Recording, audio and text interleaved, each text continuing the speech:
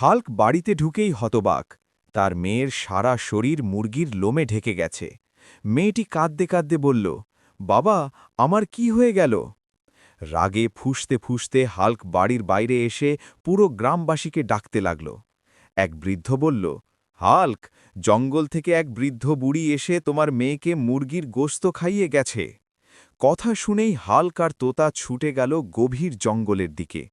হঠাৎ তোতা ডেকে বলল, হাল্ক, পাহাড়ের ওপরে একটা ঘর দেখা যাচ্ছে। দুজনেই কষ্ট করে খাঁড়া পাহাড় বেয়ে ওপরে উঠতে লাগল। ওপরে উঠে তারা দেখে ভয়ঙ্কর সেই বুড়ি একটা বিশাল মুরগির ওপর শুয়ে আছে।